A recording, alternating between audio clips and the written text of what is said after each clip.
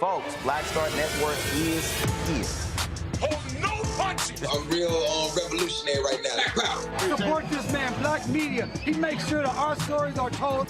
Thank you for being the voice of Black America, Roland. Stay black. I love y'all. All momentum we have now, we have to keep this going. The video looks phenomenal. See, there's a difference between Black Star Network and Black-owned media and something like CNN. You can't be Black-owned media and be scared. It's time to be smart. Bring your eyeballs home. You dig?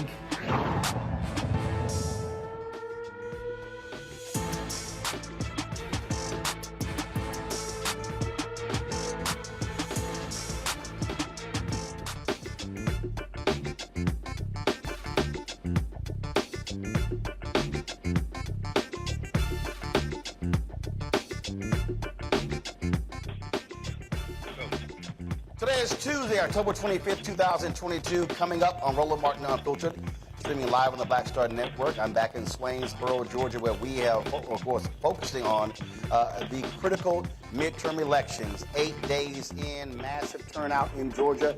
More than 1 million people have already voted early. Republicans are already saying, see, voter suppression, but they're still lying. So we will, of course, talk about that and talk to some folks here about what they're doing to drive turnout in this city, but also in this county and in this region. We'll also talk with the mother of the young black man shot and killed in Mississippi. They still are demanding answers from police as to what happened to Jaylen Lewis. That is the 5th officer involved shooting by the state police force created by Governor Tate Reeves. A larger law enforcement presence in the predominantly black capital city of Jackson, Mississippi. A Russian court has rejected the appeal of WNBA star Brittney Griner. She will begin a 9-year prison term in that country. Also, two right-wing political operatives, they have pled guilty to making robocalls to dissuade black folks from voting. Again, they targeted Michigan as well. Folks, we're going to talk about that and much more. It's time to bring the funk. I'm Roland Martin Unfiltered for the Black Star Network here in Georgia. Let's go. He's got it. Whatever the biz, he's on it. Whatever it is, he's got the scoop, the fact, the find. And when it breaks, he's right on time and it's rolling. Best believe he's knowing. Putting it down from sports to news to politics. With entertainment just for kicks, he's rolling. It's on go, roll, y'all. It's Roland Martin, yeah. Rolling with Roland now. He's funky, he's fresh, he's real, the best, you know he's Roland Martin now.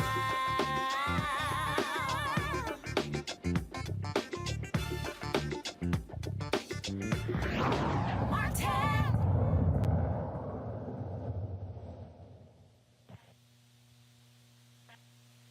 All right, folks, we are here in Swainsboro, Georgia, again for the second time the last couple of weeks, covering and focusing on what's happening here in this state for the upcoming election. Crucial races in Georgia, Pennsylvania, North Carolina, Wisconsin. A number of states will determine who controls the United States House, who controls the United States Senate, but also who controls governor's mansions all across the country. A little bit later, we're going to have a panel here in Swainsboro talking about efforts to get folks out to vote to maximize the black voter turnout in a city that is 65% African American. But on today's show, first we want to talk about what's happening in Jackson, Mississippi, where a police force organized by the governor, Tate Reeves, they have been shooting black folks at a higher incident than many other places in the country. On Sunday, September 25th, Jaylen Lewis and a friend were driving around Jackson, Mississippi.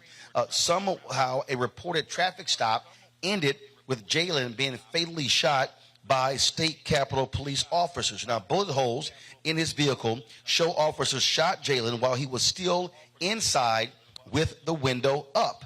Those unidentified officers are on administrative leave. Well, the Mississippi Bureau of Investigation reviews the incident. Now, this shooting is the 5th officer-involved shooting in the state's capital since July 1st. The state Capitol Police Department functions as a standalone subsidiary of the Maryland Department of Public Safety, and they collaborate with existing sworn personnel. The move was made possible by bill signed by Governor Tate Reeves authorizing MDPS to acquire the Capitol Police in 2021. This new division primarily patrols black communities from downtown, extending from Jackson State University to I-55. Jaylen's mother, Arkila, says no one has contacted her about what happened to her son, specifically why the officers shot him. She and her attorney, Lee Merritt, join us right now. Glad to have you both. So first and foremost, Arkila, certainly our condolences for the loss of your son. Too often we have had to do this and talk to way too many mothers and fathers whose children have been shot and killed by police. You say that no one has contacted you, and so this was September 25th. Was there an autopsy? Has there been a report explaining what happened? No. Well, I called the coroner's office and they said that there will be an autopsy done. However, they said that I'm entitled to one, but they're not ready to release it yet because it's still under investigation. Other than that, I have not been contacted by anybody, and even with that information, I had to reach out to someone. So police say that he was driving around. Have they even given a reason why the car was stopped? No, sir, they have not. Lee Merritt, what in the world is going on here? I mean, we're talking about September 25th. That's a month ago.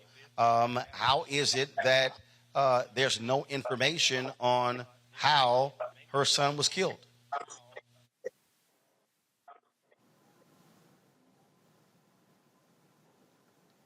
Hello? Folks, is Lee there? Hello? Yeah, Lee, we got you. Go ahead. Yeah. All right, sorry, Lee is. Yeah.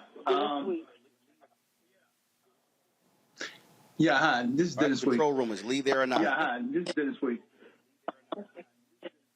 The MBI, Mississippi Bureau of Investigations, they do the investigation, and they have said that they haven't had any results yet. They haven't turned over any report yet. Sorry, this is Dennis Sweet the Fourth and Dennis Sweet the Third. Sorry, we had on here my list here that Lee was supposed to be there. Again, Dennis, I'm trying to understand here. You're saying that there's been no report has been filed?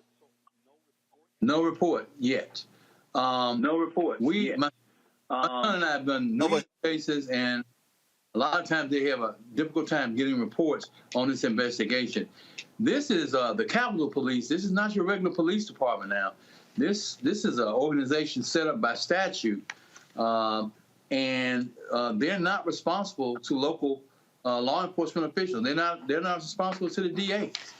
This is the Mississippi Capitol Police. Now, these are special contract agents, and this bill was set up July 1st, 2022. And so this is kind of new out the box for us. MBI, Mississippi Bureau of Investigations, is investigating these officers. Now, these officers are hired as special contract agents through the Mississippi Bureau of Investigations. So we don't know what the delay is. We talked to Ms. Lewis. She has, of course, been wanting a report. And so we're about to take some action, I think, of opening an estate and using the subpoena power that you get when you open an estate. Dennis? Yeah, we're going to have to do an independent investigation and use the power of the courts. Unfortunately, one second. Dennis, hold on. Dennis, 1 second. Dennis, 1 second. Okay, let me go back. I'm confused here. Who do these officers report to? The statute says they're responsible to the Attorney General's office. They are policing in the city of Jackson and under the Capitol Police, but they're responsible to the Attorney General's office. And that's set up by a statute that went into effect July 1st, 22. So in terms of this shooting, that means that the report should be filed by the AG's office. We should get it from, the Mississippi Bureau of Investigation. The Mississippi Bureau of Investigation. Are doing the investigation, so it should come from them, the state law enforcement office. Not the local where it was, like we see in the police department. This will be from the state. This is absolutely confusing that a month has passed and a shooting takes place, a fatal shooting, and there's been no type of report whatsoever, which means that we don't know if these officers. So who put them on administrative leave, and how long is that? It's the state. The state has the authority to do the investigation. Local law enforcement, local investigators don't have any power. The statute gives the complete authority to the Attorney General's office and the governor. So all decisions on this have been coming from the state. And that's why it's important to try to get local counsel and local help so we can access the courts and try to get this seen and investigated through the courts and through the legal process. Ms. Lewis there has been diligent. She's been diligent. They've gotten his vehicle back. You see the pictures where the bullet holes. She's been able to get the vehicle, secure it. Ms. Lewis has, and her family, and they have possession of the vehicle now. She was able to get that back. She's, like you said, inquired about a autopsy, and she's waiting for the report. So the legal action we have now would be to use her and open an estate form and use the subpoena power of the court. We're hoping that they'll have something in the next couple of weeks. And Ms. Lewis has been down. We've counseled with her.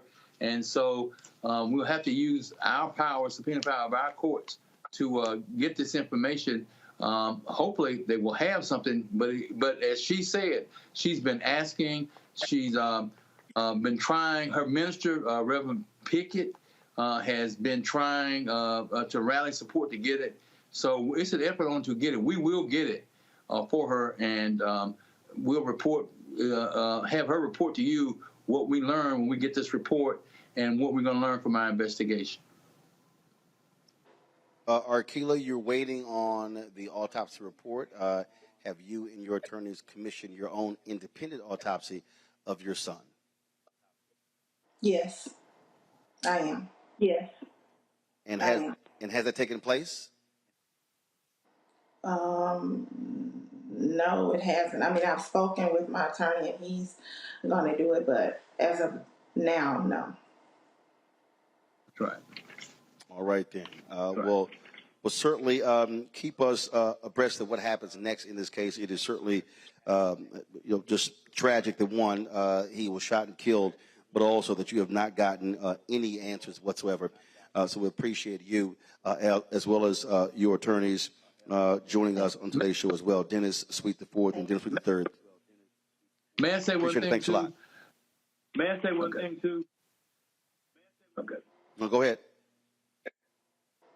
When you all are looking into this and you're waiting for answers, would you all please ask some answers to how a bill like this got passed where you could have special contract agents policing individuals in the city? We're looking into that also. What legislative action, what political action allowed this to happen? I believe it's been five shootings. Yeah. And it's been enacted since July 1st. And I believe we've already had 5 shootings from this agency. 3 deaths. 3 deaths. 3 deaths. And they investigate the bill. All right. And they investigate the bill. We certainly appreciate it. Thanks a lot.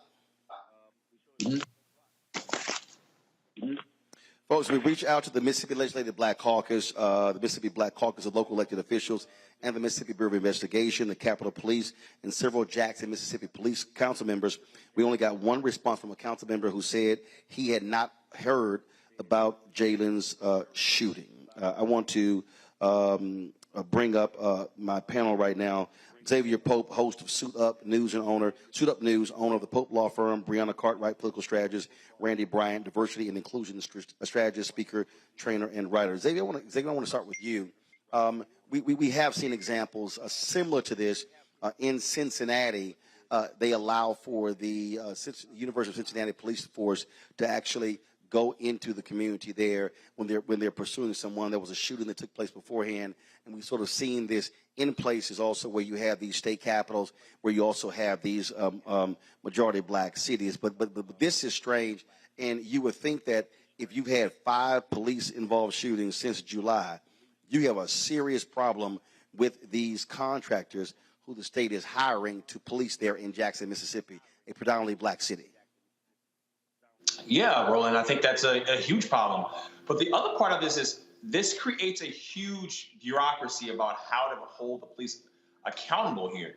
Because if they're deputized by the Attorney General's office, you ask correctly who actually gave the suspension if they're going to be investigated by the state body of police. And so this creates an additional barriers to be able to submit FOIA requests, to be able to determine the process, gathering information, to be able to truly hold accountable who actually has done, who's done what's happened, and then also to be able to bring civil suits and to be able to further bring accountable any agency involved. Brianna. Yeah, so this is a very sad situation, and I hope that the fact that for a month nothing has been stated to the mother is not understandable at all. I do not know the processes of it, but it's definitely way over time, and hopefully some things get sorted out soon.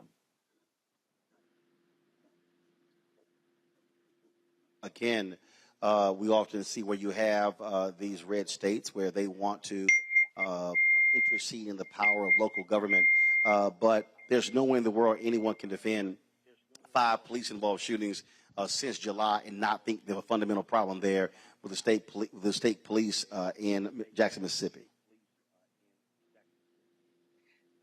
And it definitely seems that there are red states that are majority Black. You know, Jackson, Mississippi is almost 85% African American. And it seems that these are the areas that you're seeing these kind of side policing going on of our people. Just this week, a study came out that said that Mississippi is the most dangerous state in America right now. And I think people would be surprised by that.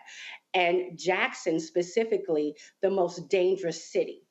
And it's because of cases like this that are, you know, where people are allowed to go unchecked. And there's almost like this private policing of Black people going on. And so it's quite scary. Indeed it is, and so we're certainly going to try to get more answers from this. Got to go to a break. We come back. I want to talk about early voting taking place all across the country. I want to talk about what we're seeing in a lot of these places as we do a countdown. We are literally 14 days away from November 8th, Election Day, but early voting is taking place right now, so we'll talk about that. In other news, when we come back, Roland Martin Unfiltered on the Black Star Network, broadcasting live from Swainsboro, Georgia. Don't forget, folks, if you're watching on Instagram, YouTube, Facebook, hit the like button, hit the share button. We also want to see your comments as well. It's not that hard. It's free to simply click the button. Also, download the Black Star Network app. You can see this show, all shows live, the other 5 shows that we have on Apple phone, Android phone, Apple TV, Android TV, Roku, Amazon Fire TV, Xbox One, Samsung Smart TV. You, of course, can also join our Bring the Funk fan club. Your dollars make it possible for us to cover the kind of stores all across the country. Checks and money orders go to P.O. Box 57196, Washington, D.C. 20037-0196. Cash App, $RM Unfiltered. PayPal is R Martin Unfiltered. Venmo is RM Unfiltered. Zelle is Roland at RolandSMartin.com. Roland at RolandMartinUnfiltered.com. And get your copy of my book, White Fear, How the Browning of America is Making White Folks Lose Their Minds. All bookstores, Ben Bella Books, IndieBound, Books A Million, Target. You can also get it at Barnes & Noble, Amazon, order through your favorite Black bookstore, or download a copy on Audible. I'll be right back.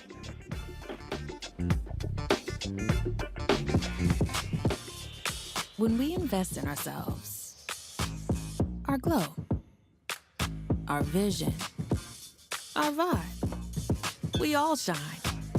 Together, we are Black beyond measure. This is our time. Our moment to move forward, beyond the gun violence, the hospital closures, the unaffordable housing. Bryan Kemp's Georgia for the wealthiest few. Stacey Abrams is looking out for every Georgian. She'll invest our $6 billion surplus in the fundamentals, education, healthcare, housing, and a good living, putting more money in your pocket to build one Georgia where everyone has the freedom to thrive. When we invest in ourselves, we all shine. Together, we are Black beyond measure. You know what's on the ballot. It's not just legislation and policies we believe in. It's democracy. Our democracy. There's a choice on the ballot between freedom and fear, between cruelty and compassion, between chaos and community, between voting or violence. And the end of rights generations have fought for. The extremists have a plan, a roadmap for a nation where your voice is silenced and your vote is a memory, where they count their votes and cast ours aside. That's why this year, this fight, this vote is so important.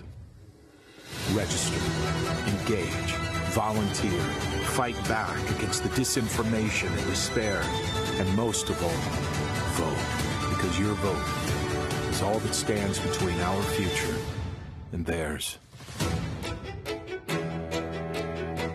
Libraries empower the community with education. Liberia Economic Development Initiative, LEDI, is hosting the International Life Changers Awards and Liberia's bicentennial to celebrate LEDI building the country's first modern public library and technology center. Join event host Roland Martin. Our honorees, Reverend Dr. Jamal Bryant, Zernona Clayton, Thomas Dorch Jr., Dana Lupton, Dr. Tammy Graysteele, on October 29th at the CNN Center, Atlanta. There are no public libraries in Liberia, but together we can change that. Get tickets at ledinow.org. Pull up a chair, take your seat.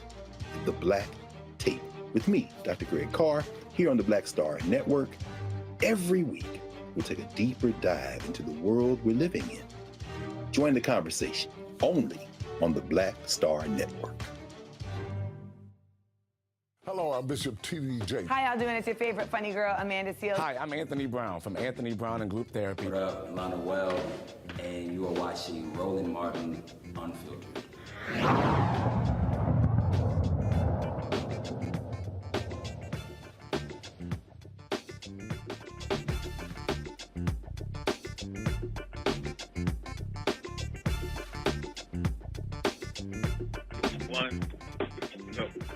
All right, folks, welcome back to Roland Martin Unfiltered. We're here in Swainsboro, Georgia. A little bit later, we're going to be, of course, having another conversation here talking about the upcoming election, where we are 14 days away from Election Day. But the reality is voting has already started.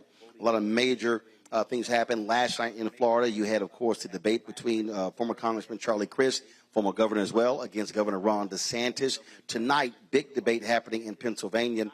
Lieutenant Governor John Fetterman will be making his first statewide appearance since suffering a stroke. He'll be going against, of course, Mehmet Oz, who is running on the Republican side. So a lot of eyes will be on that race.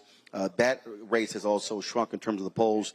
And I want to talk to my panel about that, this whole idea of polls. And so there are a lot of people, Brianna, right now, they get fixated on polling. And there are people who literally are watching it every single day, every single hour. And what I keep telling folks is there's not a single poll where anyone ever got elected, but you're guaranteed to lose a race if you don't focus on turning people out. And that's really what it boils down to, turning people out to the polls. And so this right now is about ground game. I don't even think if you're a voter right now, I don't believe you have people out there who are undecided. I think what you really have right now, Brianna, are people who are not undecided as to who they will vote for. They're undecided as to if they're going to vote. So it's really about a hard ground game, knocking on doors, making phone calls, sending text messages, having person-to-person contact that will determine turnout in this election. Absolutely. Obama did it perfectly, organizing 101, making sure people get out the vote. It's now October 25th, so a lot of people, it's too late to mail in the ballot. It should be dropped off in the ballot boxes. But, you know, there's a huge amount of people who are still holding on to their ballot. They have a ballot, but they didn't turn it in. It's not too late. It's not too late. It's not too late, Brianna, depending upon your state. It's not too late. So, for instance, in Texas, early voting just started on yesterday. And so if you can't actually get to the you can't get to the ballot box, you can request. You got until Friday to actually get that application in. So it's not too late, depending upon where you live, to request a mail-in ballot and then to get it in. Go ahead. Correct, to request it and to get it in. However, I was saying in the sense of mail has been slow, so physically mailing it in is more risky versus taking your ballot and submitting it to the clerk's office or one of the drop boxes. But yes, different states changes. Florida, you can still, like I said, take it to the drop box. Michigan, online signing up for your ballot. Yesterday was the deadline. However, what one of the importance is that there is the feeling of not who should I vote for, but if I should vote, especially in Florida, as we see the governor's race between DeSantis and Chris. Chris was formerly a governor. Some people remember that. And DeSantis has not been serving Florida. So some people have the feeling of not wanting to vote because they don't see that there's going to be change. However, we see plenty of things in ways that, especially in minority communities, we're being blocked to vote. And so it does matter. And it's just driving that conversation, having those one-on-one conversations at people's doors, at the supermarkets, but really driving people out to vote. Georgia, I'm currently in Georgia right now, and it's hitting already 2018 numbers. So we are seeing a lot of excitement and voting in Georgia, and hopefully that continues, and hopefully they've actually far exceeded. Brianna, they've actually far exceeded 2018, and they've exceeded 2018 numbers by 159%. They've exceeded 2020 numbers by 20%. So, and last night we had the conversation. We were in Statesboro.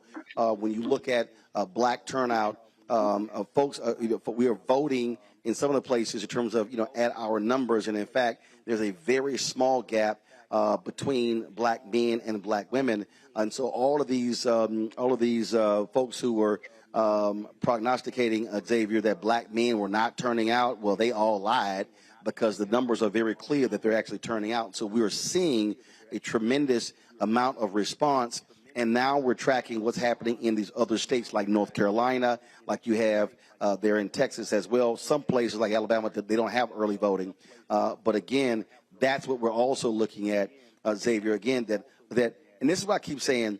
All of the people who spend their time paying attention to mainstream media, they care about process. This is why you must talk to black-owned media, because we were not freaking out about black men turning out. Roland, I think black people know what's at stake, and black men specifically know what's at stake, because you just started out the show with a young black male being shot and killed.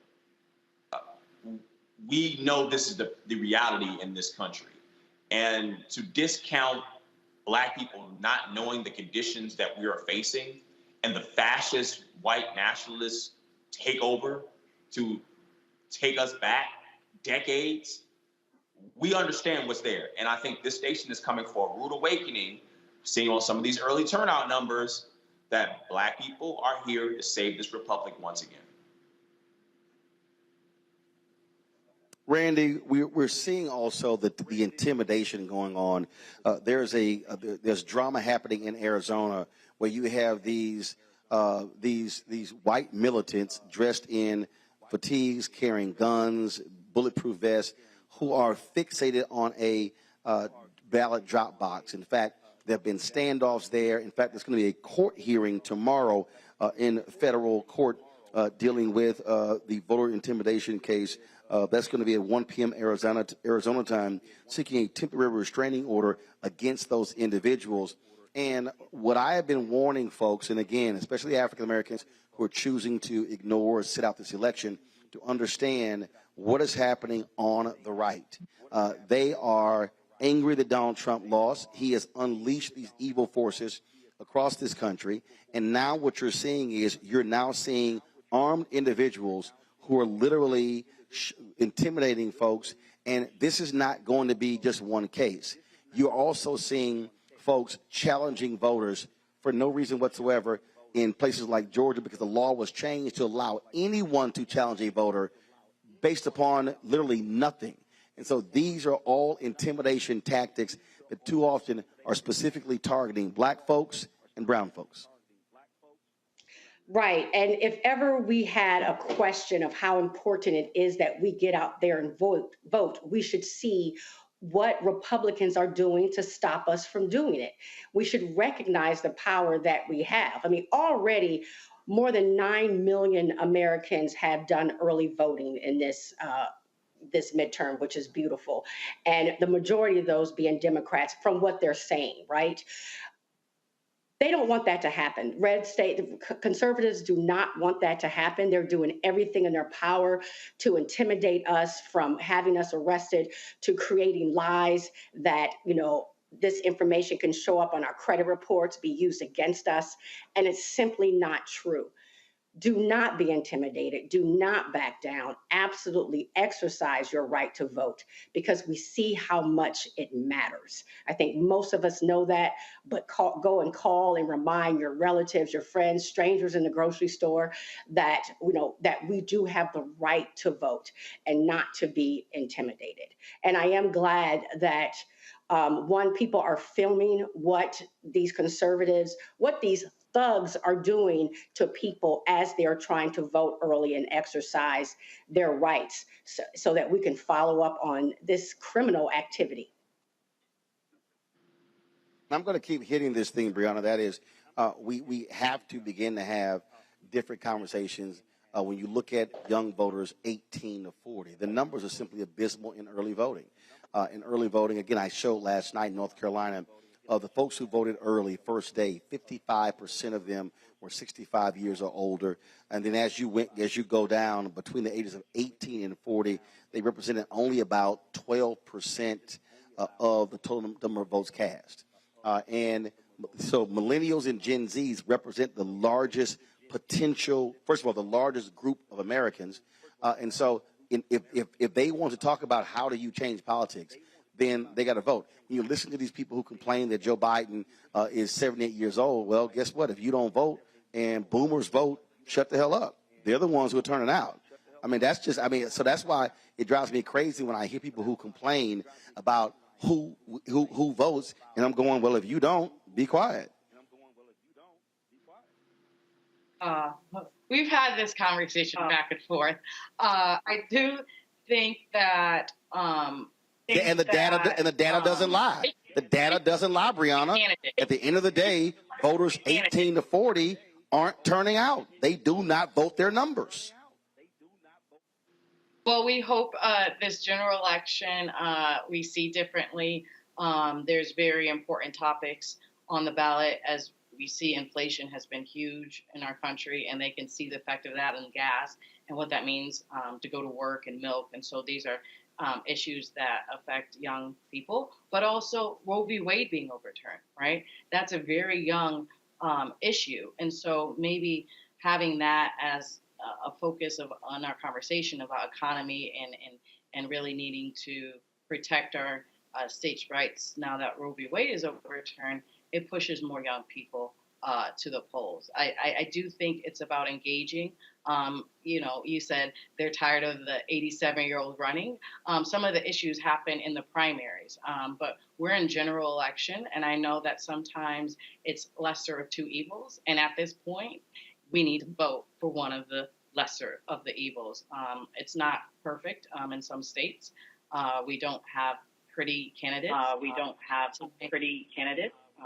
Tonight is the debate in Pennsylvania.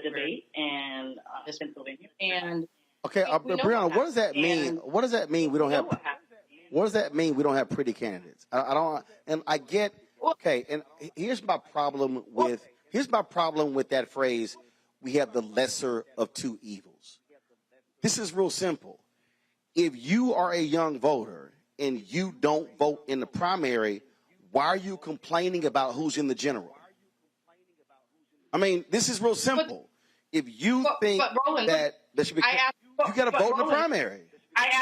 Well, what if the individual did vote in the primary and upset with what the general looks like? That doesn't mean that they stop voting. They still need to vote. They could have voted in the primary, and they still don't like what's in the primary, and they still don't like what's in the general. Actually, they didn't. They didn't, Brianna. Brianna, we can look at numbers. You can say everyone didn't. There are some that did. Brianna, we can pull data, and we will show you. Brianna, we will show you consistently in nearly every election. The higher you go up in age, the higher the turnout. The lower you go in age, the lower the turnout.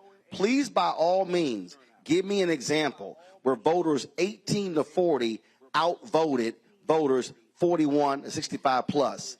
I'll wait. Roland. Not yet. But we're not done. Roland, it's not about the pretty candidates. It's about how voters vote. It's clear as day. Now, we saw the higher voter turnout rate in terms of mail-in ballots, in terms of drop boxes, and that swing towards Democrats. And you saw the Republicans' efforts to curtail that. And that's how a lot of young people vote, and also restricting voting on certain college campuses. And so if you make it easier for young people to vote, if you can TikTok your vote in, Democrats are winning hands down. And so we have to focus on making it easier to vote for young people. It's clear as day that's how they engage with the political process. But older people, they want to be sure they vote in, so they're going to vote in more traditional ways. That's just pretty much how people vote, and how we're able to address making it easier to connect with those that are younger and how to vote and get part of the process.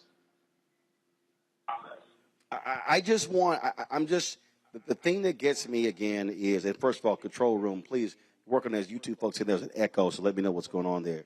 All I'm simply trying to say is this here. I think we have to literally have real frank conversations, and that is this here.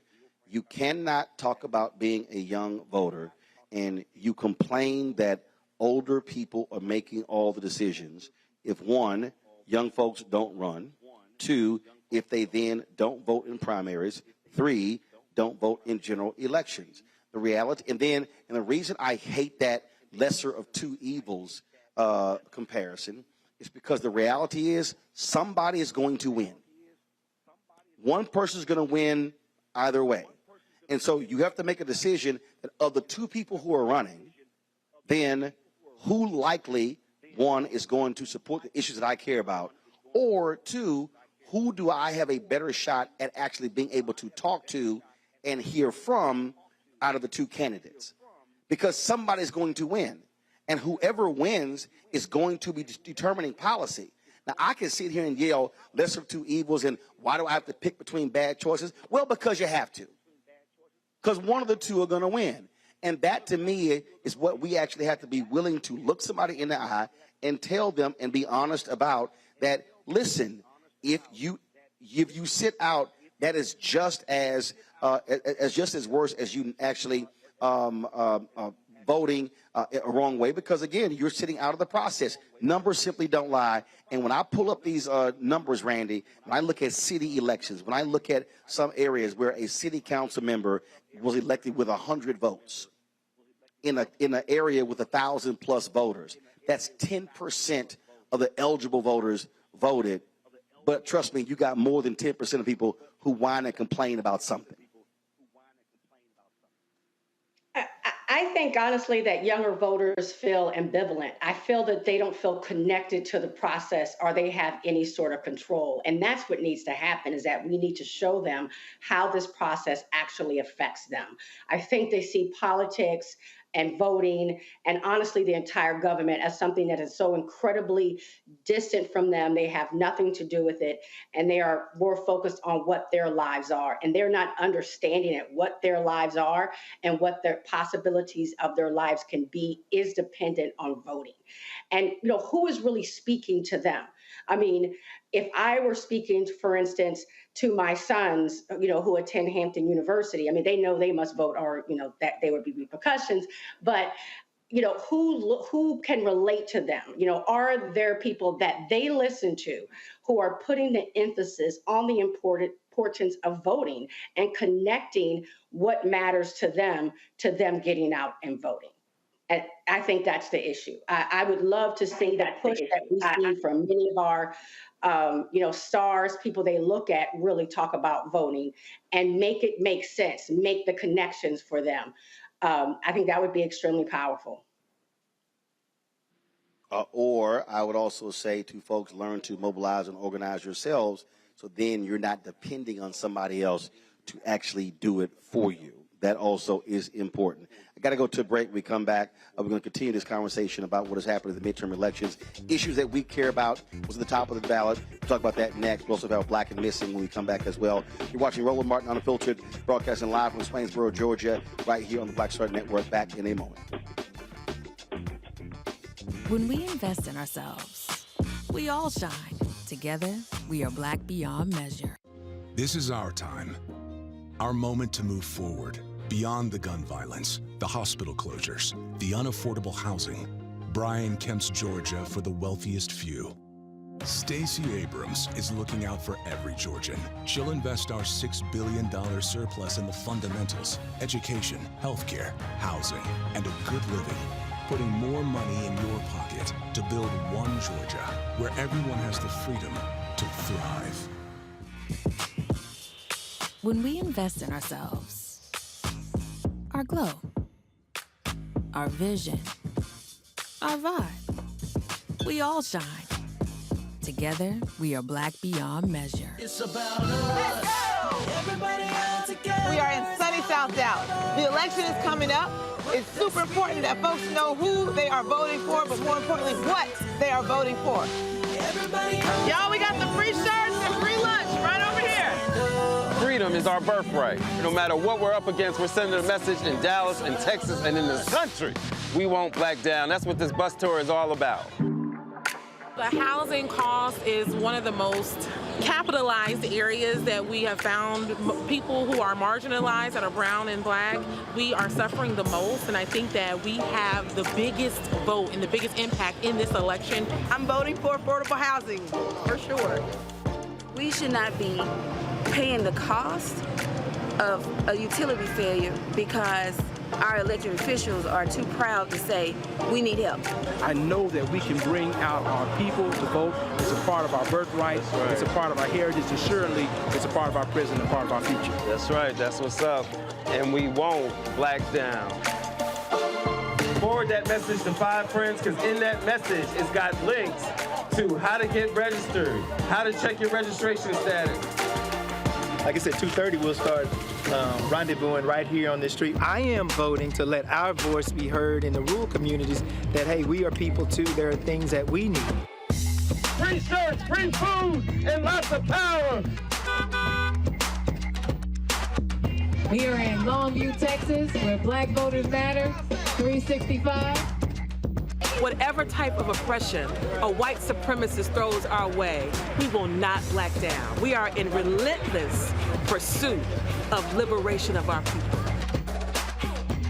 Freedom is liberation for black bodies and black communities to make economic change through political power. Freedom is choice. We won't black down. We won't black down. We won't black down. We won't black down. We won't black down. We won't black down. On the next Get Wealthy with me, Deborah Owens, America's Wealth Coach, Black women are starting businesses at the fastest rate than any other segment. However, finding the funding to build them is challenging. On our next Get Wealthy, we're going to talk with author Catherine Finney, who wrote the book, Build the Damn Thing. And she's going to be sharing exactly what we need to do to achieve success in spite of the odds. As an entrepreneur of color, it's first, building your personal advisory board. I think that's one of the things that's helped me the most. The personal advisory board of the people who are in the business of you personally, and want to see you succeed. That's right here on Get Wealthy, only on Black Star Network. Pull up a chair, take your seat at the Black Table with me, Dr. Greg Carr, here on the Black Star Network. Every week, we'll take a deeper dive into the world we're living in. Join the conversation only on the Black Star Network. Carl Payne pretended to be Roland Martin. Holla! You are watching Roland Martin, and I'm on his show today, and it's, what, huh? You should have some cue cards. Hey, what's up, y'all? It's your boy, Jacob Lattimore, and you're now watching Roland Martin right now.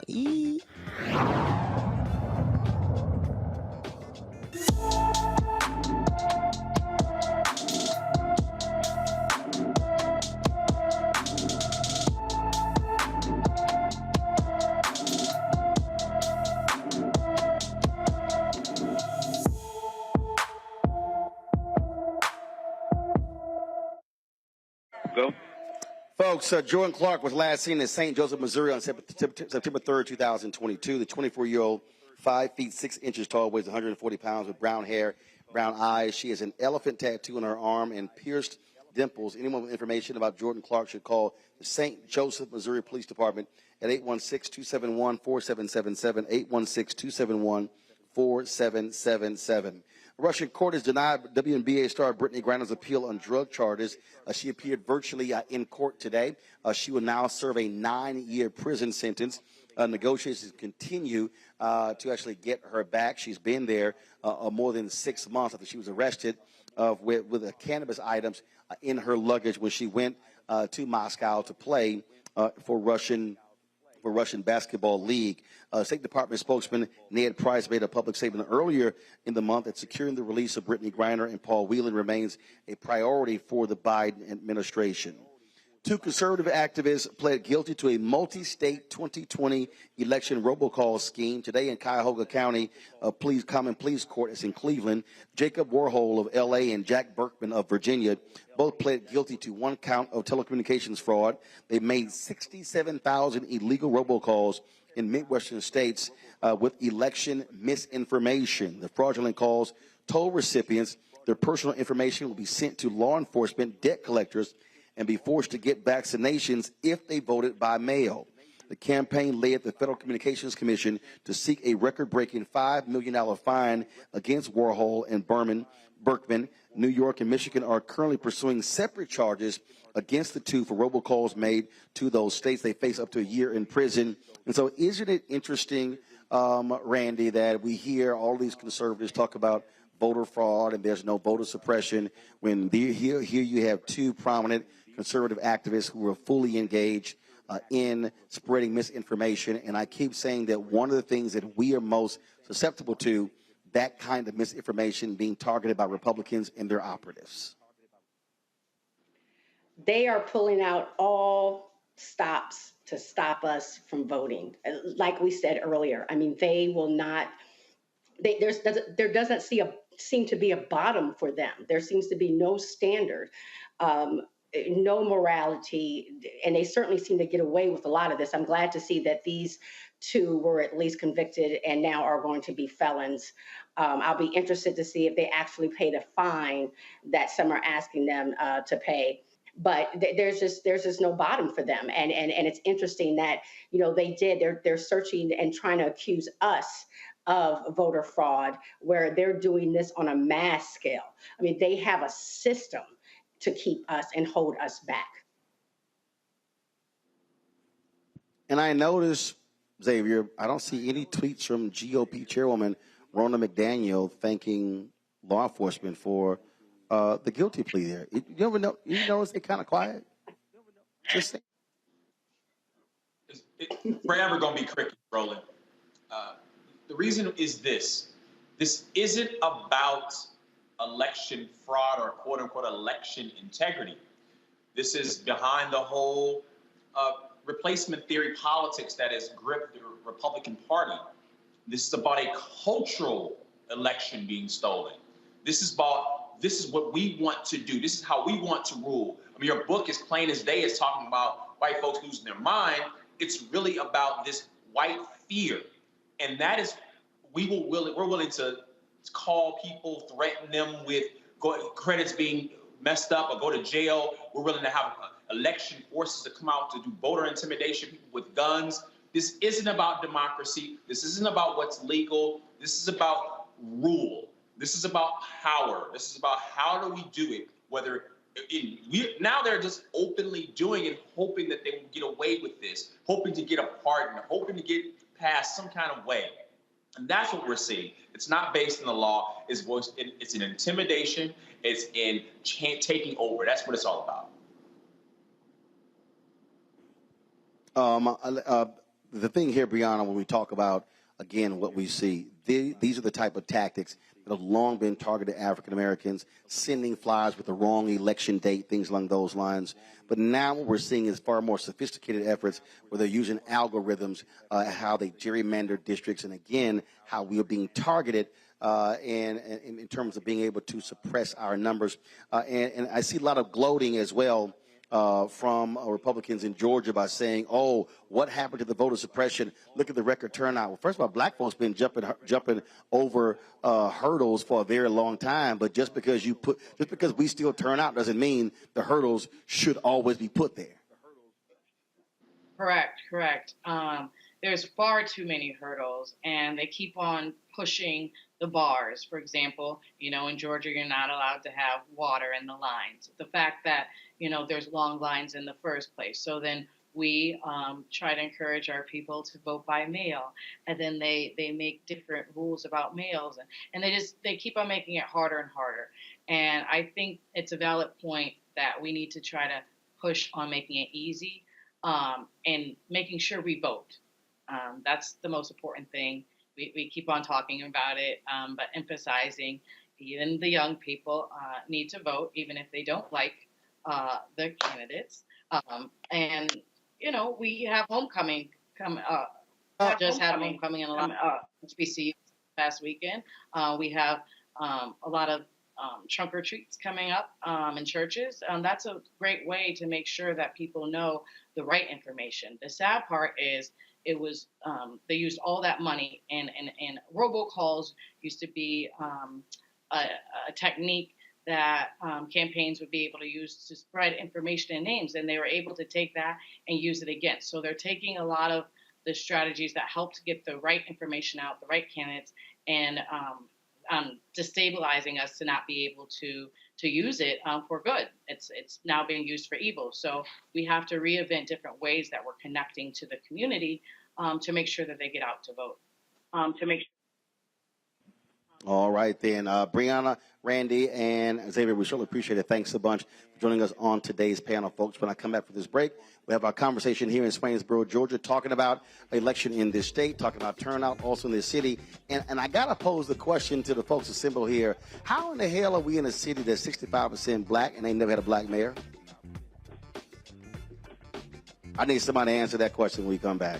You're watching Roland Martin Unfiltered on the Black Star Network. Be sure to download the Black Star Network app, available on all platforms: Apple phone, Android phone, Apple TV, Android TV, Roku, Amazon Fire TV, Xbox One. You can also support Samsung Smart TV as well. You can also support our show by joining our Bring the Funk fan club. Every dollar you give goes to support the show.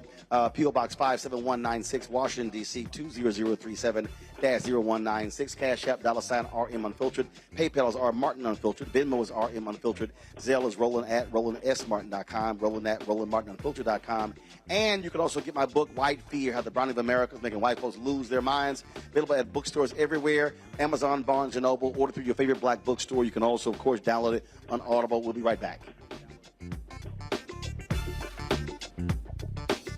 When we invest in ourselves, we all shine. Together, we are black beyond measure. This is our time. Our moment to move forward, beyond the gun violence, the hospital closures, the unaffordable housing. Brian Kemp's Georgia for the wealthiest few. Stacey Abrams is looking out for every Georgian. She'll invest our $6 billion surplus in the fundamentals: education, healthcare, housing, and a good living. Putting more money in your pocket to build one Georgia where everyone has the freedom to thrive. When we invest in ourselves, we're investing in what's next for all of us. Growing, creating, making moves that move us all forward. Together, we are black beyond measure. I am on screen, and I am representing what a black man is to the entire world that's gonna see this. And this might be the only black man, a representation of a black man that they see. Right. So I am responsible, right, for how they see black men. And it's my responsibility to, if I am not playing an upstanding, honorable, someone with a strong principle and moral core, to make sure that this character is so specific, right, that it is him, not black men. And I wish that more actors would realize how important their position is as an actor of color, playing people of color on screen. Because there are people that see us all over the world in these different images that we portray. And not everyone knows black people to know, yes, that's not all.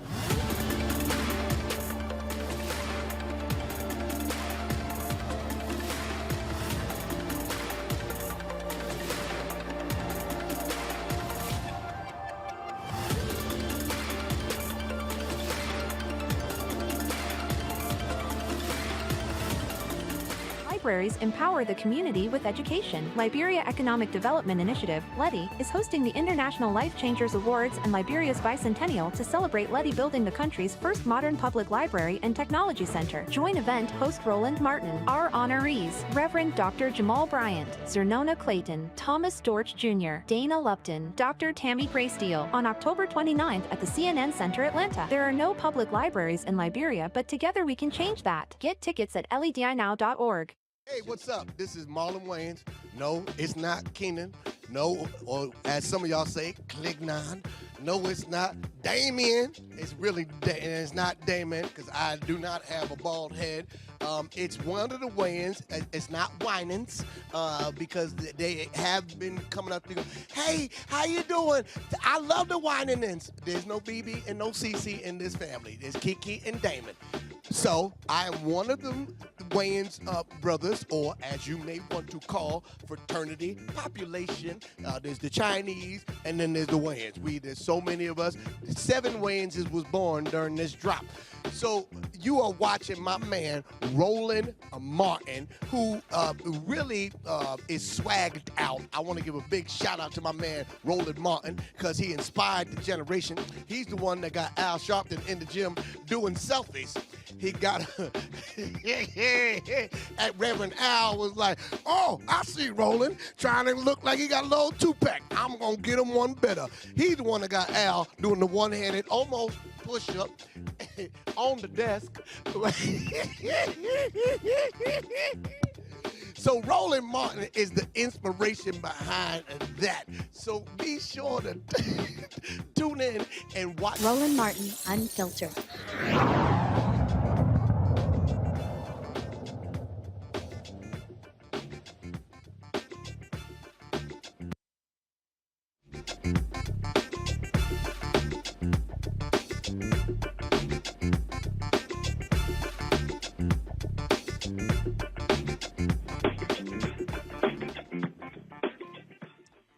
Good evening, everyone. Come on, let's generate some excitement here. Good evening, everyone. Thank you so much for being here, here in the wonderful city of Swainsboro, Georgia. We are more than delighted to be back with none other than Roland Martin. Give it up for Roland. We will formally introduce him later, but we're going to kick this off with just a couple of things. One, you know, I got to do my shameless self-promotion for the Local Matters podcast. You notice I'm wearing a shirt here, Local Matters. Local Matters is a radio program that comes on WKZK in the Augusta area, 103.7 FM, 1600 AM, and I discuss state and local government matters. We cover candidates, we cover issues, and it's our goal to make sure that you're a more informed voter and a better engaged citizen. So if you like that kind of stuff, please go to Facebook. If you're on Facebook, please follow the Local Matters Podcast of Georgia on Facebook. Always trying to generate a number of followers so that you can take advantage of the great information that we provide on Local Matters. With that out of the way, I want to do something that we always need to do when we congregate, and that is to pray. So I am going to invite Elder Delmas Mosley. He's proprietor of the Mosley Funeral Home here in Swainsboro to give us our opening prayer. Let us bow our heads, please. Father, in the name of Jesus, we give you the praise and honor for your goodness and your mercy and your grace. Oh God, we ask that thou would bless this occasion. Give us knowledge, wisdom, and understanding as we go through this process. Bless the participants, oh God, in a special way. And the audience, Lord, give us open ears that we might hear and understand in the name of thy Son, Jesus Christ. And we give you the praise, and the people of God say amen. Amen. Amen. Amen. Our next program participant is doing double duty tonight. She is Mayor Pro Tem Bobby Collins. She is going to give us her greetings, and then she's also going to serve as one of our panelists. Mayor Pro Tem, please come up. Or do it from right there. We can bring you the mic. We'll bring you the mic, Mayor Pro Tem. Oh, she's got it already? All right, great.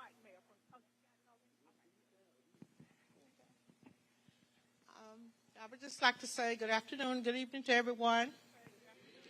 And anytime, we just happy to see all of you that came. We, in behalf of our Honorable Mayor, Greg Bennett, and the entire City Council, we welcome you to the city of Swainsboro. We thank Mr. Martin, Mr. Roland Martin, for coming. welcome back again. And to our distinguished panel, you're welcome. We're happy to have you here to be with us in Swainsboro. So with a warm welcome, I say to each of you that made the huge effort to join us tonight, thank you for coming. Welcome to Swainsboro, and do come again.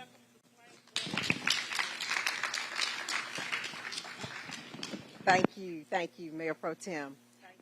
Before we get started with our panel discussion, we have somebody who has driven all the way from Atlanta, Georgia, to be in Swainsboro tonight, and that is one of our candidates for the office of Georgia Insurance Commissioner.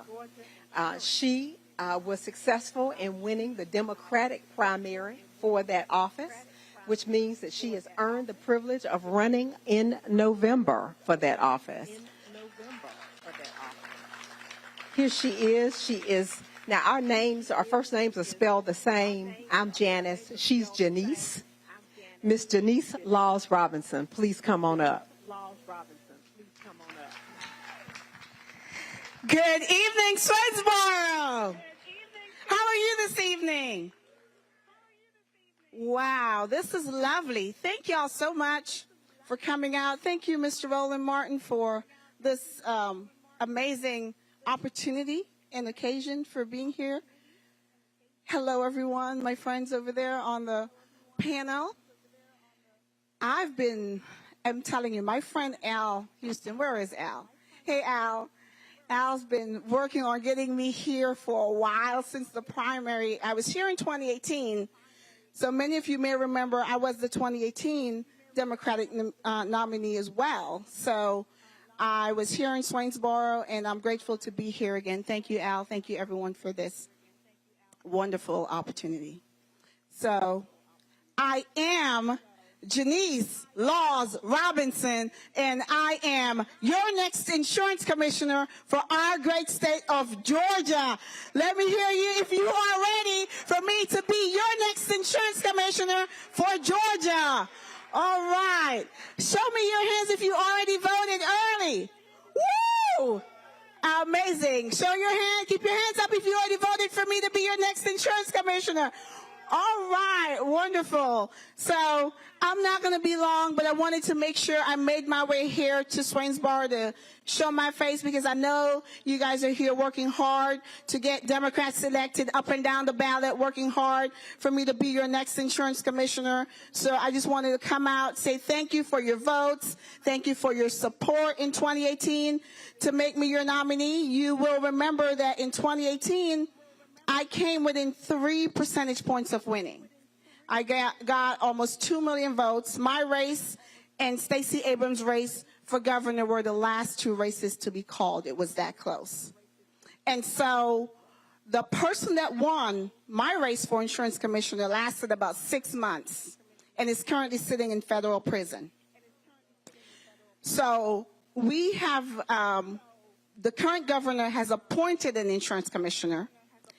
And under his watch, we've continued to see our rates, auto insurance rates, climb through the roof. Our home insurance rates climb through the roof.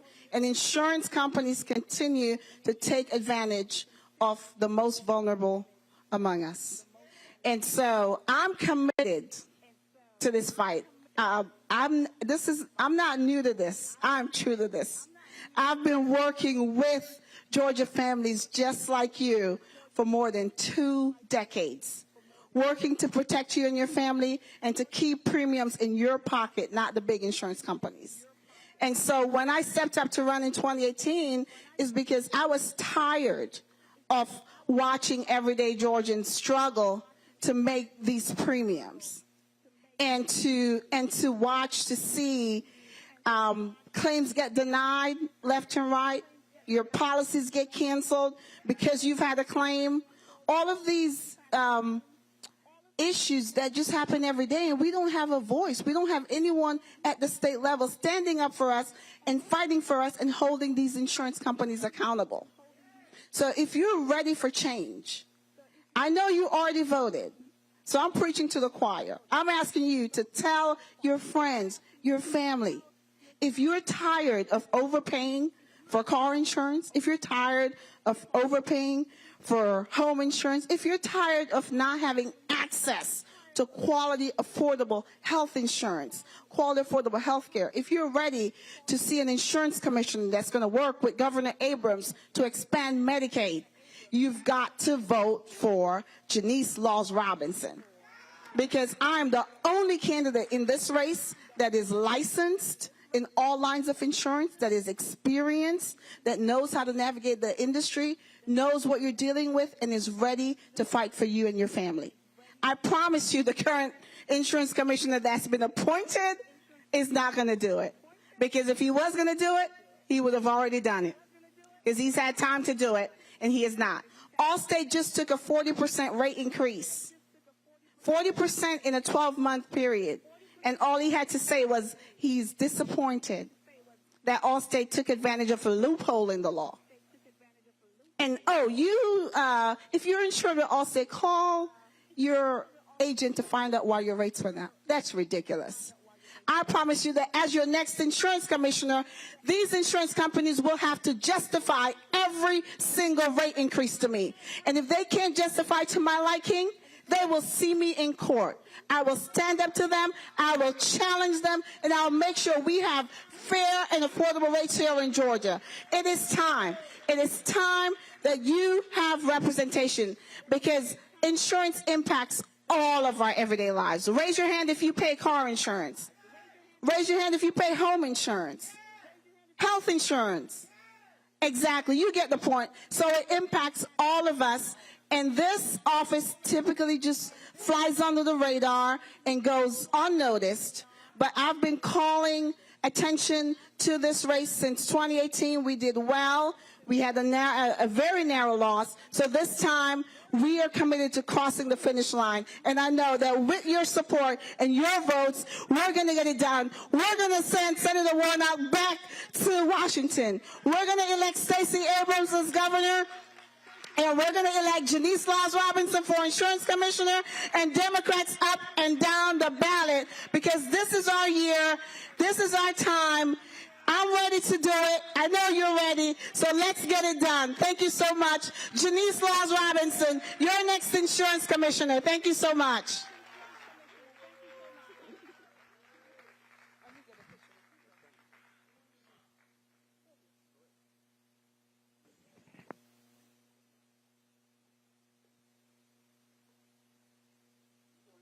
Okay. All right.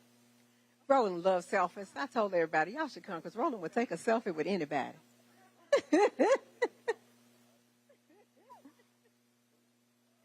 All right. Thank you so much. Again, that was Janice Laws Robinson, Democratic candidate for insurance commissioner in the state of Georgia. All right. It is now time for me to introduce our esteemed panel. A couple of these folks actually were with us a few weeks ago when we did this before, and we were asked, or they were asked to come back again this time around. So we appreciate them giving of their time and energy to come back to Swainsboro for this important discussion. The first panelist I want to introduce, I'll try to get them in order. This is someone that is no stranger to anyone in Augusta, Georgia. He is State Senator Harold Jones II. He was elected to the Senate in 2014. He represents the 22nd senatorial district in Georgia, which includes most of Richmond County, to include my house. So he's my state senator. Senator Jones serves as the Democratic whip. He is also secretary of the Ethics Committee and has served on the Economic Development and Senate Rules Committees. In 2004, he was elected as the first African-American Solicitor General for Richmond County. In 2008, he was reelected to that office. As Solicitor General, Senator Jones handled misdemeanor crimes and strived to balance representation of the state with advocacy for victims and to maintain policies that apply standards of fairness and equality for all concerned. Senator Jones earned his bachelor's degree from the South Carolina State University in 1991 and he also is a graduate of the North Carolina Central University Law School. He is also a former adjunct professor at Georgia Military College, Payne College, and Voorhees College. Thank you so much, Senator Jones, for being here.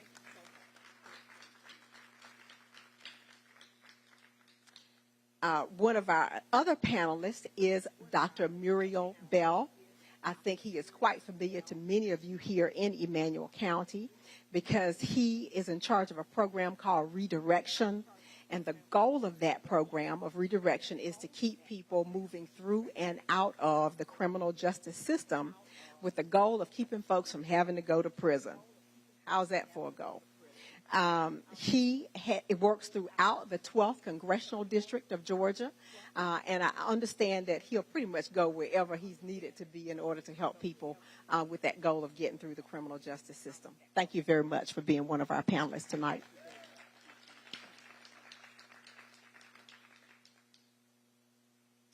Our next panelist is State Senator David Lucas Sr.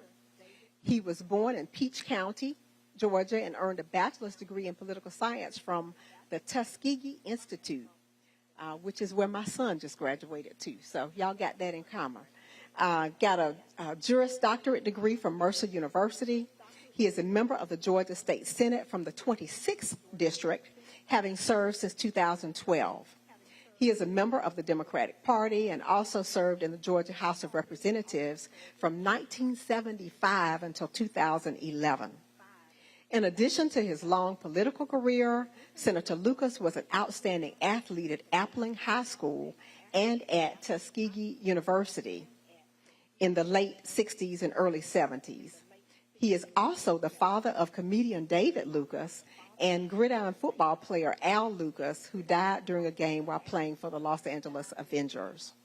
And of course, last but not least, Ms. Bobby Collins, very, very familiar to you all as you all's Mayor Pro Tem, who was a last-minute add. So I'm sorry I don't have as much biographical information on her, but we know that she is going to represent you quite well just the same. Thank you so much for being here, all of you.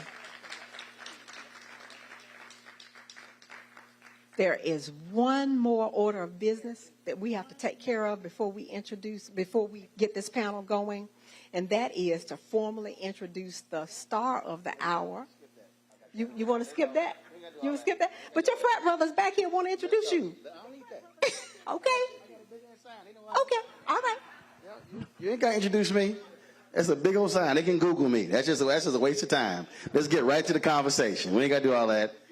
You don't know me, Google me, you just read it. Don't worry about it. I got a long bio. Go to RolandMartin.com. All right, here's the deal. 2 weeks left. 2 weeks left. The question I have for y'all, anyone can jump in here and answer. How is the mobilization effort, organization effort going here to drive people? Are you looking at the numbers every day? Are you studying them, seeing where people are to get them to vote early as opposed to waiting for Election Day? Anybody? Yeah, I think the mobilization efforts right now are going pretty well. We had an issue. We had to actually open up another precinct in Augusta to make sure that we dealt with lines that were actually forming our one precinct for early voting. So now we'll actually have a couple more open. But, of course, the numbers themselves kind of show that the early voting mobilization as far as Democrats are concerned is there. But it's actually a three-pronged battle. Number one is the absentees, which is there. Of course, early voting, but we also have to remember to continue to mobilize for Election Day, too, because you have persons who are going to still be voting on Election Day. And if you look at it, we've been winning the absentees almost 50-50 as far as early voting is concerned, but we have not necessarily won the Election Day over the last few elections. So it does not end just because the numbers look good now. We have to continue to make sure we go forward. So on the absentee ballot part, I mean, obviously, folks have requested them. But what is being done to remind them what is happening? I mean, are you using media? Is there text messaging going on? Are you phone banking? Or reminding people what's happening there? Chasing ballots. That's basically what you call it, is chasing ballots. So whether you actually go to door to persons that the absentees actually been sent out, but also at the same time, as you mentioned, text messaging now is a little bit more familiar than actually doing the robocalls. That actually has been more successful. So you have two ways to chase ballots. Actually more than that, but the two that I'm seeing is actually physically going, if you have a good team to do that. And we found that a lot of organizations are doing that, actually knocking on the door and say, hey, we know you receive your ballot. And then the other aspect of it is also text messaging to remind persons to get it in. Anyone else? Yeah, Martin. In Macon, Georgia, we are up 20% in early voting. And we've been knocking on doors, but I've been making phone calls and I've been driving folks to the poll.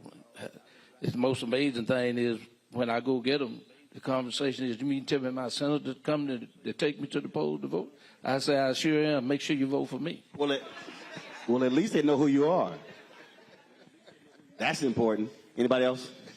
Yes, I think we, here in Swainsboro, we have different civic organizations that's been done. They did a voter drive, and after that, I think there have been signs erected and campaigning for the candidates, urging our citizens to vote. And I think that I too personally have been urging the importance of voting. I did an announcement to my church congregation, where I serve as clerk. But and then too, I think Facebook has been doing a whole lot, and people have been texting and that type of thing. We're also trying to do a push of making sure on election day that people have a ride to vote, getting out to vote. Some people don't have a ride, don't know how to get there. Encourage the churches and other people to make sure that you contact whoever need to get to the polls to vote. So churches, vans, and etc. Other organizations trying to get together to make sure everyone has the opportunity to get out and to vote by any means necessary. So I often talk about data, and I'm always looking at numbers. And when I look at, obviously with early voting, I talked about this a little bit earlier, you see obviously older voters who are turning out. And so do you have, last time I was here, you had some students who were here as well. I mean, are you seeing activism that's specifically targeting young voters in this city, in this county, in this region, to get them out to the polls? What I'm actually seeing is that the push is to reach the younger voters, even some of those that are just being registered to vote, is to encourage them, to try to show them that their vote matters. One of the number one thing is to explain them the importance of them voting, the importance and the policies, things that they don't like. You want them changed, you got to get out and vote. So there's a push to reach the younger voters, to change their mindset on what they believe, that they vote do not count. So we are trying to reach them in their own language, in other words, meet them where they're at, and to just get them to understand things better.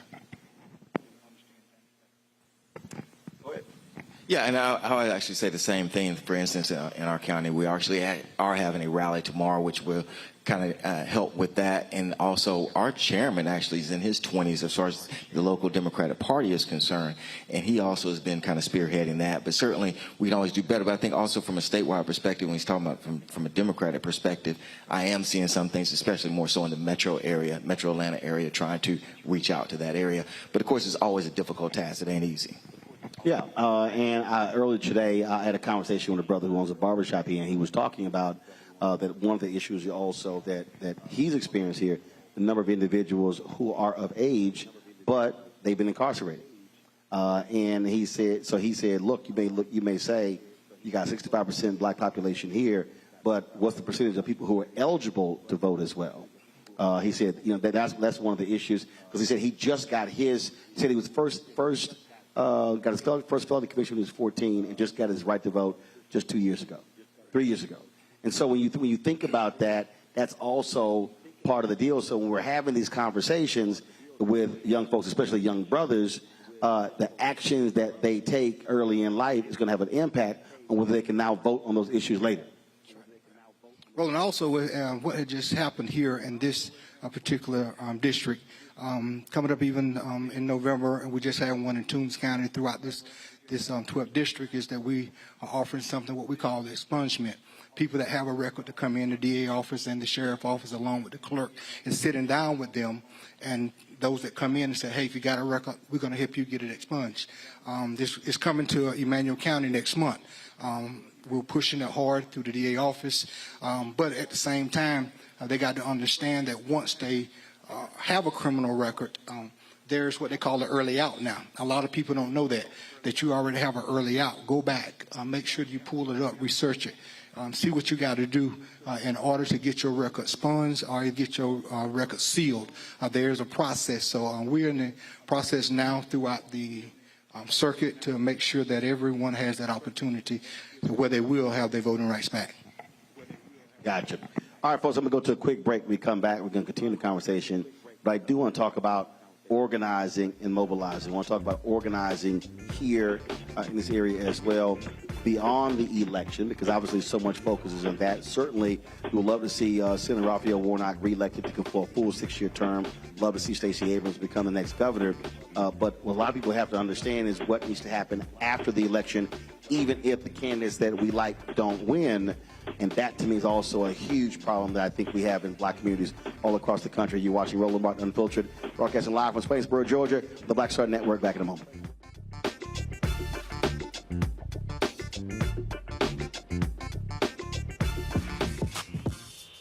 When we invest in ourselves, our glow, our vision, our vibe, we all shine. Together, we are black beyond measure. Hi, I'm Dr. Jackie Hood Martin, and I have a question for you. Ever feel as if your life is teetering and the weight and pressure of the world is consistently on your shoulders? Well, let me tell you, living a balanced life isn't easy. Join me each Tuesday on Black Star Network for A Balanced Life with Dr. Jackie. We'll laugh together, cry together, pull ourselves together, and cheer each other on. So join me for new shows each Tuesday on Black Star Network, A Balanced Life with Dr. Jackie.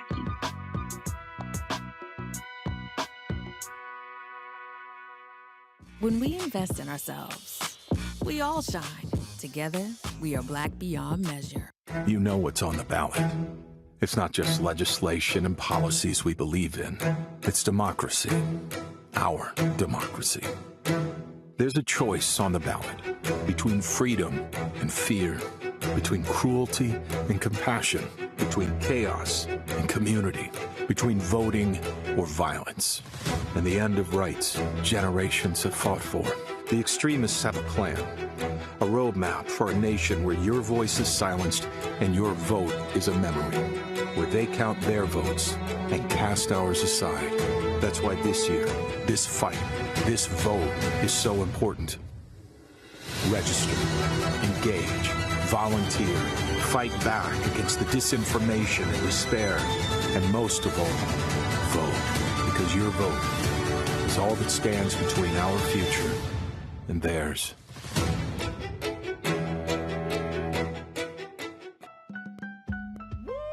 We're all impacted by the culture, whether we know it or not. From politics to music and entertainment, it's a huge part of our lives, and we're going to talk about it every day right here on The Culture with me, Faraji Muhammad, only on the Black Star Network. Hey everybody, this is your man Fred Hammond, and you're watching Roland Martin, my man, Unfiltered. Hi, this is Essence Atkins, and you're watching Roland Martin Unfiltered. Hey, yo, Peace World, what's going on? It's the Love King of R&B, Raheem Devon, and you're watching Roland Martin Unfiltered. Hi, my name is Brescia Webb, and you're watching Roland Martin Unfiltered. Well, I like a nice filter usually, but we can be unfiltered. What's going on? This is Tobias Trevelyan. And if you're ready, you are listening to and you are watching Roland Martin Unfiltered. What's up? I'm Lance Gross, and you're watching Roland Martin Unfiltered. Hi, this is Cheryl Lee Ralph, and you are watching Roland Martin Unfiltered. I mean, could it be any other way? Really? It's Roland Martin.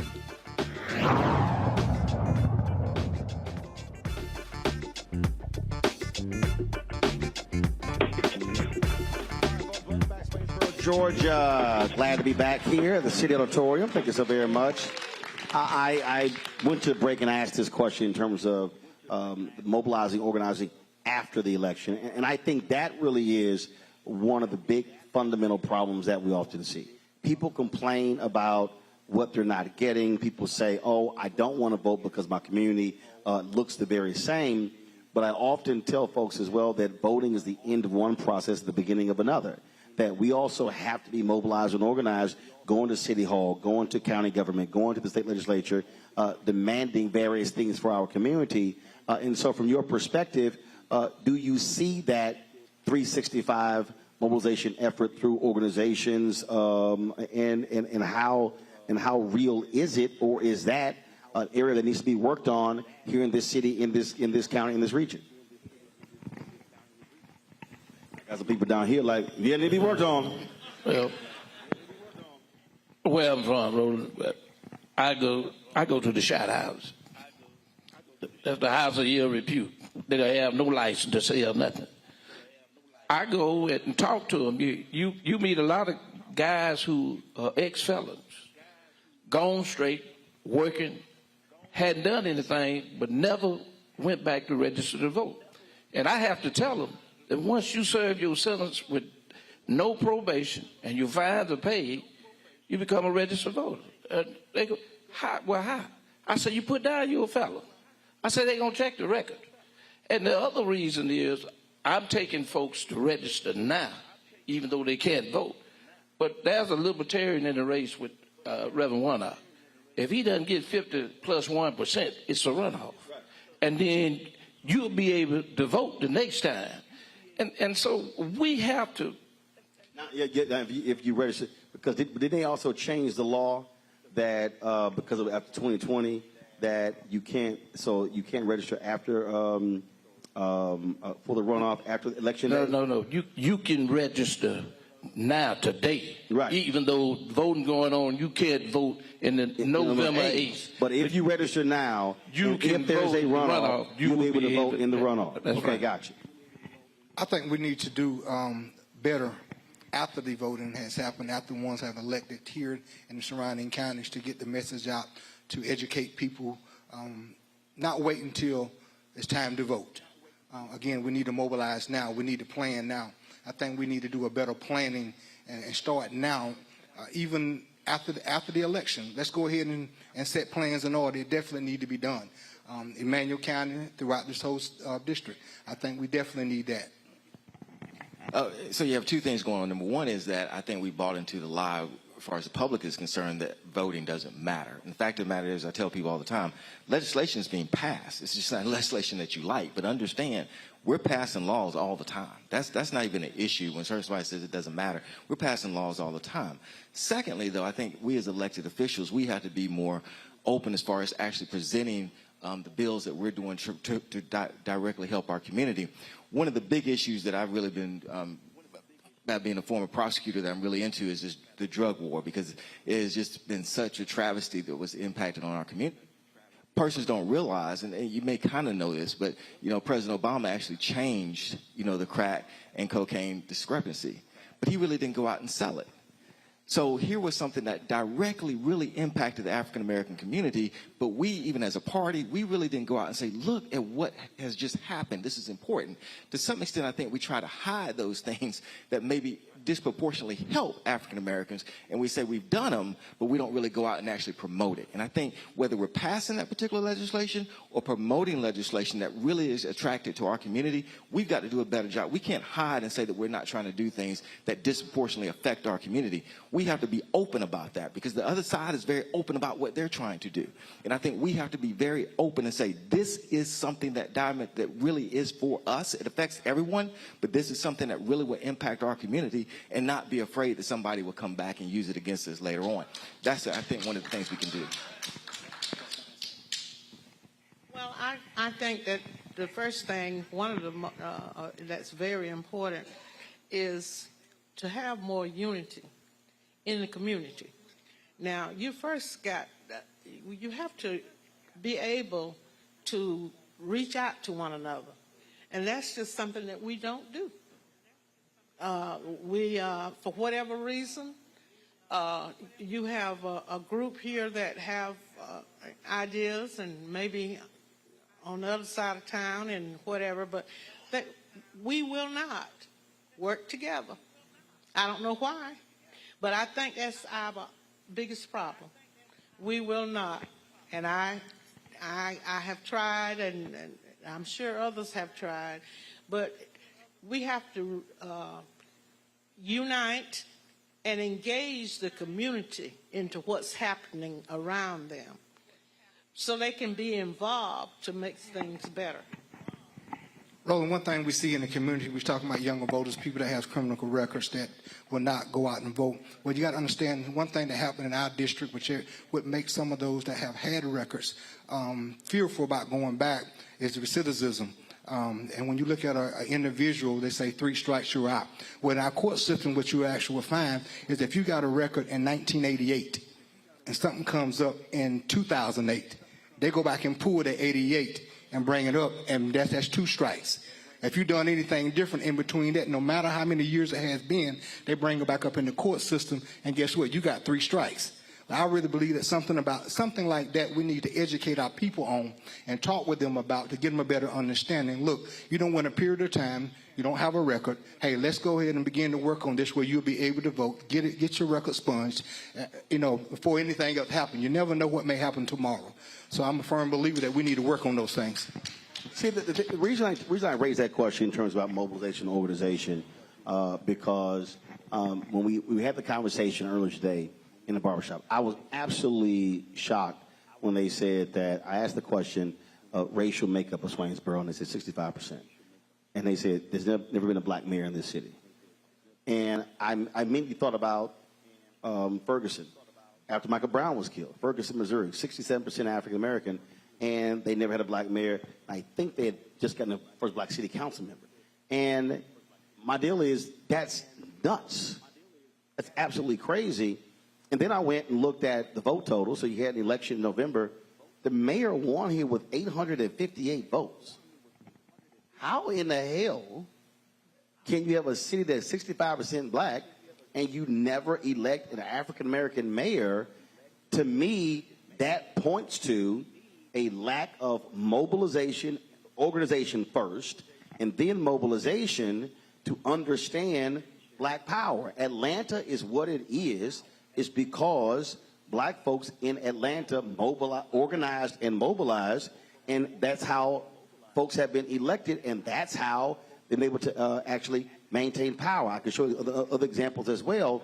And I just think in a number of smaller rural cities across the country, Mississippi and Alabama and other places, the exact same thing has happened.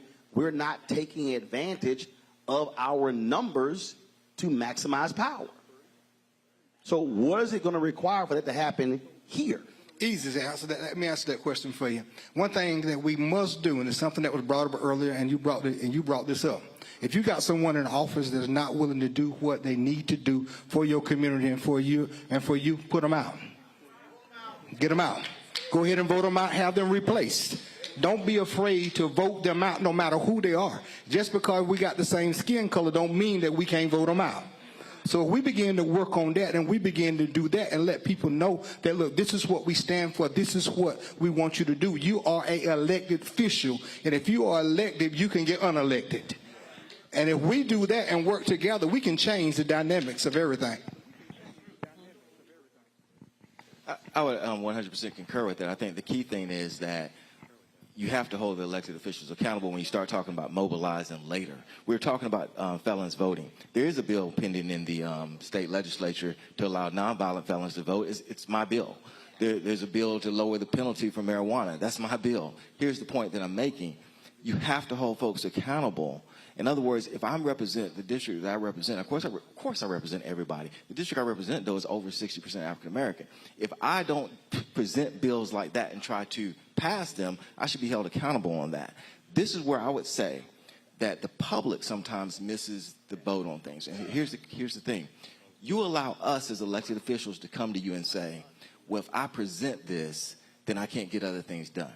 You allow us to hide behind getting things done without presenting things that may actually affect our community a little bit more. Don't allow us to do that. Don't allow us to do that. The fact of the matter is, I told you about those two bills, but I've also passed other legislation in the Georgia Capitol. My point is this. Don't allow somebody to hide behind, I can't get anything else done if I push these issues. It's not true. It's not true. But I will tell you this. I said when I got elected solicitor, I was the first African-American solicitor, if I never hired one African-American, I don't think anybody would have held me accountable for it. Nobody would have held me accountable. You've also got to do that too. As the doctor said, don't let us off the hook, because we will try to play that game with you. Well, I can't push this issue because if I do, I can't do that. Guess what? Go look at their record and find out if they're even doing the other thing too. I bet you they're not doing that either. But see, that's why I raised the question, because I think part of the problem is we say we have to hold elected officials accountable. No, we have to hold organizational leaders accountable. See, I think what happens is we've got ministerial alliances that ally with nobody, that are actually a lie. We got community organizations that do nothing. We've got fraternities and sororities that are focused on inward and not outward. You've got Prince Hall Masons, Eastern Star, Links, other groups that are also about themselves. And so, to me, I mean, I'll give a perfect example. You know, I'm in Sigma Pi Phi Boule, and it always cracks me up when all these trolls be talking about, ooh, the Boule running this, running that. I'm like, no, they're not. I mean, we had the Grand Boule in the Bahamas, and there wasn't a single session on public policy, which I'm like, I don't know what the hell y'all talking about. And I was highly critical of that. And I said, you cannot assemble the so-called group of all these powerful black men, and there's no public policy conversation here. That, to me, is a fundamental problem. And so coming down to the local level,